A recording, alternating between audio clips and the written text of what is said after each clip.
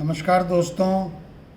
आज संडे है और संडे पे कुछ हटके बात करेंगे, कुछ आर्थिक विषयों पे बात करेंगे। देश की कुछ महत्वपूर्ण 3 विषय मेरे ध्यान में हैं जो मैं समझता हूँ कि जो ये वीडियो देखते हैं, कितना देखते हैं जो भी है, तो उस पर आपकी जानकारी बढ़ाने की कोशिश करूँगा।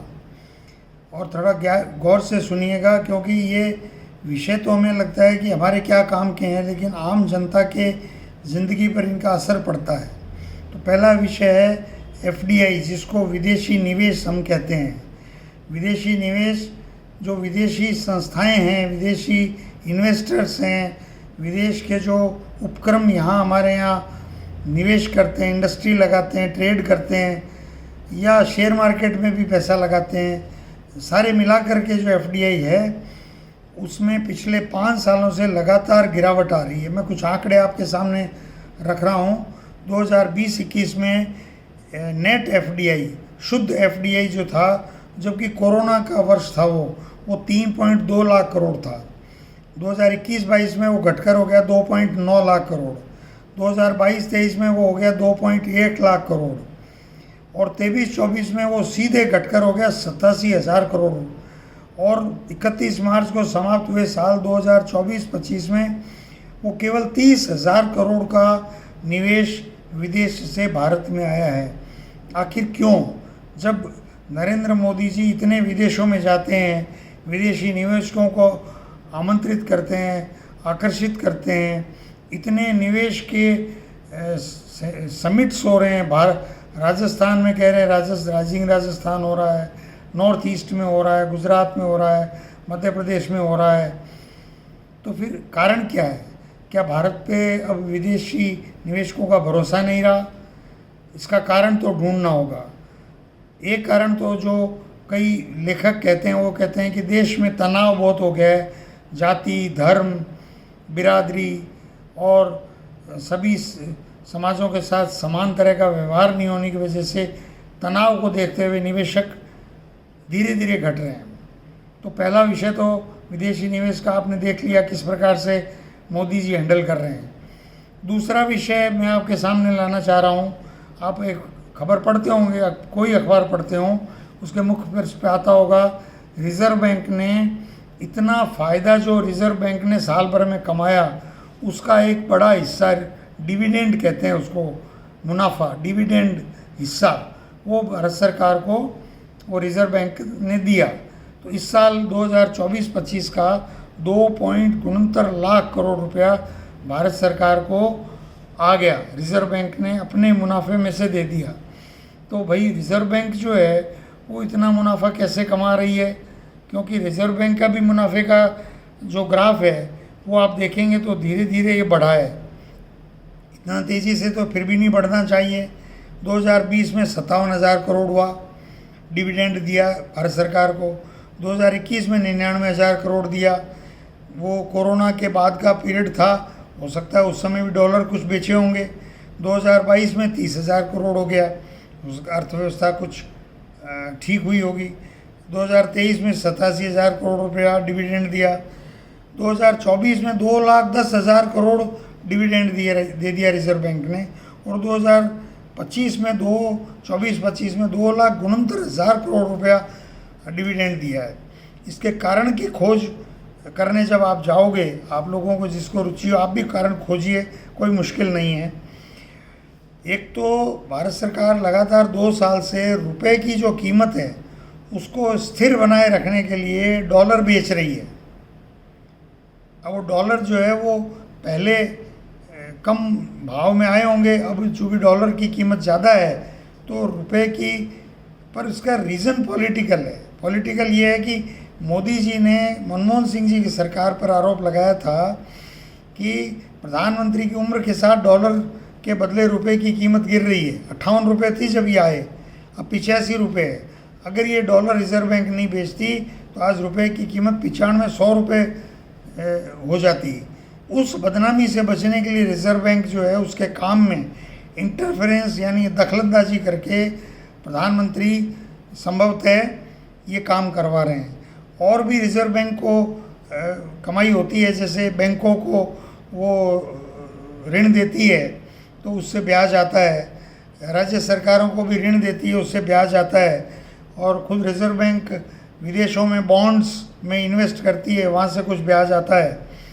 करेंसी की छपाई होती है, वो छपाई सस्ती होती है और उसमें भी कुछ मुनाफा होता है। लेकिन जो बड़ी चिंता का विषय है वो डॉलर बेचने का है, और बैंकों से भी ब्याज अगर बहुत ज़्यादा कमाई हो रही है तो फिर आम आदमी की जेब से ही वो पैसा जा रहा है, तो वो भी नियंत्रण में लाना चाहिए। आम आदमी का पैसा ब्याज कम लगे और वो बिज़नेस वगैरह में वो ज़्यादा इन्वेस्ट कर सके, ऐसी परिस्थिति उत्पन्न करनी चाहिए, ऐसा मेरा मानना है।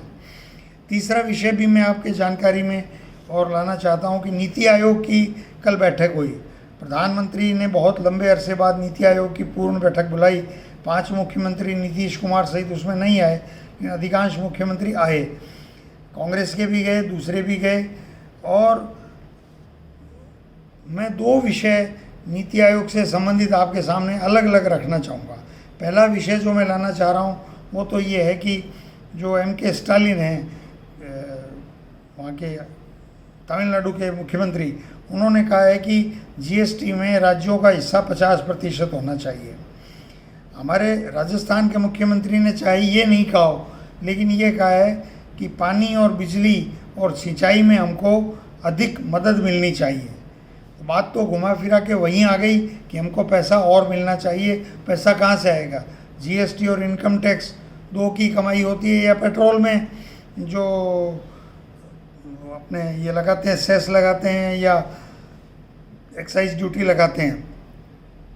तो ये बात इस तरीके से आई, अर्थात GST जो है उस पर मुख्यमंत्रियों को पीड़ा हो रही है, और वो पीड़ा सही हो रही है। क्यों हो रही है?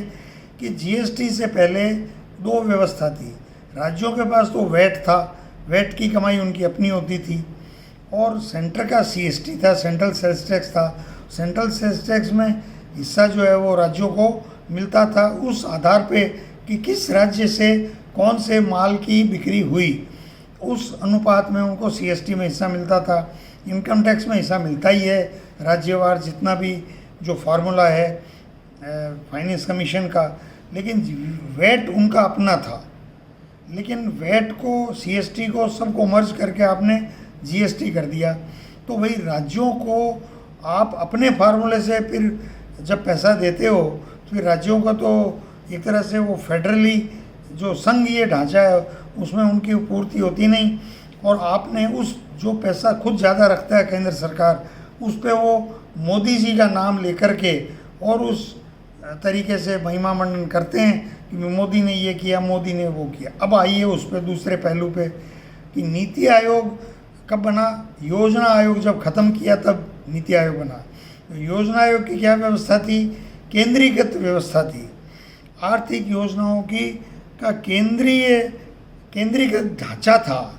उसमें जो अलग अलग राज्यों से अलग अलग क्षेत्रों के एडवाइज़र्स होते थे, एक्सपर्ट्स होते थे, मनमोहन सिंह जी जैसे लोग, विमल जालान जैसे लोग हुआ करते थे, और वो पूरे देश के समग्र तरीके से देख करके और वो योजना आयोग का एक पेपर जारी करते थे हर सेक्टर का, और हर राज्य में क्या संभावनाएं हैं उसके हिसाब से वो राज्यों को दिशा निर्देश देते थे। और वो दिशा निर्देश एक ऑफिशियल, उसके अंदर एक लीगल या एक संवैधानिक उसकी व्यवस्था थी। उसके अंतर्गत राज्यों को हर साल अपने बजट से पहले जाकर के अपना एनुअल प्लान अप्रूव कराना पड़ता था। तो अब वो नहीं कराने से क्या हो गया? अब राज्य अपने पैसे का मर्जी है, वहाँ कोई योजनागत ढांचे के अलावा गैर योजना के जो खर्चे होते हैं, जिसमें आप जिनको कुछ लोग फ्रीबीज कहते हैं, मर्जी है वैसे पैसे बांट रहे हैं, और तो जिलों में भी भेदभाव कर रहे हैं, योजनाओं में भी भेदभाव करते हैं। तो ये योजना आयोग के हटने, और नीति आयोग जो है वो केवल एक सलाहकार की उसकी भूमिका है, सलाहकार की भूमिका है। इसका मतलब प्रधानमंत्री जो है वो अब सर्वे सर्वा हो गए कि जो वो तय कर दें, उनका PMO तय कर दे, वही होता रहेगा। केंद्र सरकार स्वच्छंद हो गई इसमें, और योजनाओं पर केंद्र का नियंत्रण ज़्यादा बढ़ गया। केंद्र की मॉनिटरिंग होनी चाहिए, मैं इसके बिल्कुल खिलाफ हूँ कि केंद्र की कंट्रोल नहीं होना चाहिए, केंद्र का कंट्रोल होना चाहिए। लेकिन योजना आयोग जैसी अगर संस्था को पुनर्जीवित नहीं किया तो आने वाले समय में धीरे धीरे ये राज्यों की जो फेडरल स्ट्रक्चर के अंदर रहते हुए जो काम करने की अपनी स्वतंत्रता है उस पर भी वो आँच आएगी। और केंद्र में आप हर चीज़ पे नीति आयोग तो एक सलाहकार रह गया, अब मंत्रालयों में जाओ और वो राज्यों के मंत्री और ऑफिसर्स, मंत्रालयों को समय नहीं है, देश की आबादी बढ़ रही है, काम बढ़ रहा है उनके पास, मंत्री वो एक ही है।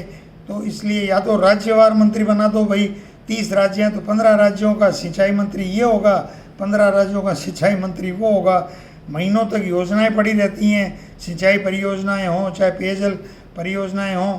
तो कुल मिला के मेरा ये कहना है कि ओवरऑल पर्सपेक्टिव में प्रधानमंत्री अगर इस देश को वाकई 2047 के लिए तैयार करना चाहते हैं, वे स्वयं तो 2047 तक छोड़ करके और 2027 तक भी रहेंगे या नहीं रहेंगे वो तो भविष्य के गर्भ में है, लेकिन एक सही रास्ते पे इस देश को ले जाने के लिए सबको मिलजुल करके काम करना चाहिए।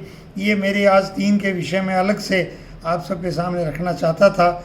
मैं उम्मीद करता हूँ कि आपको इनसे कुछ आपके समझ में और आपके नॉलेज में थोड़ा सा इजाफा हुआ होगा। धन्यवाद।